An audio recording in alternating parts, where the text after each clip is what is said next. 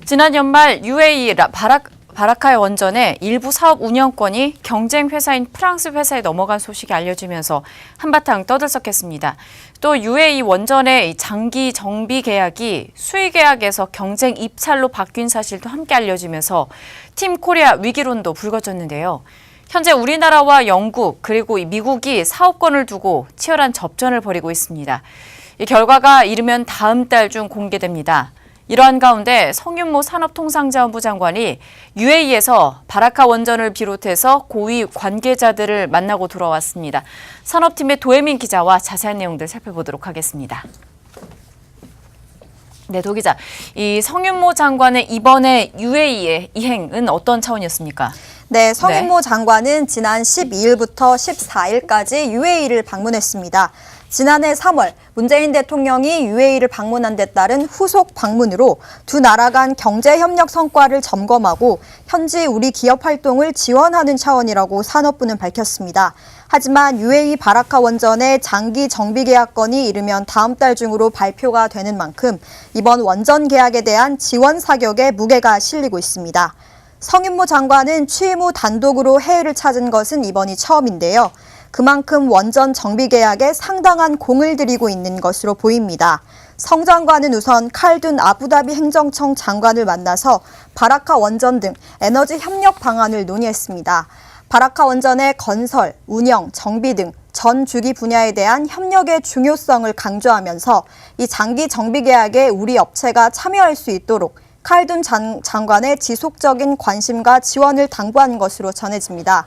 성 장관은 또 바라카 원전 건설 현장도 방문했습니다. 바라카 원전 운영 법인인 나와의 마크 레더만 사장을 만나서도 성공적인 준공을 위한 두 나라 간 전주기 협력 방안을 논의했는데요. 건설부터 정비까지의 협력을 강조하면서 장기 정비 계약에 대한 팀 코리아를 지원 사격하는 데 힘을 실은 것입니다. UAE 원전의 바라카 원전의 장기 정비 계약 현재 상황은 좀 어떤지 살펴봐야 될 것 같은데 팀 코리아의 수주 가능성은 좀 높습니까? 네, 먼저 이 장기 정비 계약은 앞으로 10년에서 15년간 바라카 원전의 유지 관리를 담당하는 사업자를 선정하는 건데요. 2조 원에서 3조 원 규모로 추정되고 있습니다. 현재 한국수력원자력과 한전 KPS가 함께하는 컨소시엄과 두산중공업의 해외 자회사인 영국의 두산밥콕, 그리고 미국의 얼라이드 파워 등 이렇게 3개사가 경쟁하고 있습니다. 일부에선 UAE 건설에 참여했던 한수원 컨소시엄이 유리하다는 관측이 나오는데요. 업계 한 관계자는 국내의 경우 원전의 건설부터 운영, 정비까지 한 회사에서 담당하는 경우가 대부분이지만 해외의 경우는 건설과 운영, 정비 등을 개별 회사들이 맡는 경우가 있어 현재로선 결과를 장담할 수 없는 상황이라면서 신중한 모습을 보여줬습니다.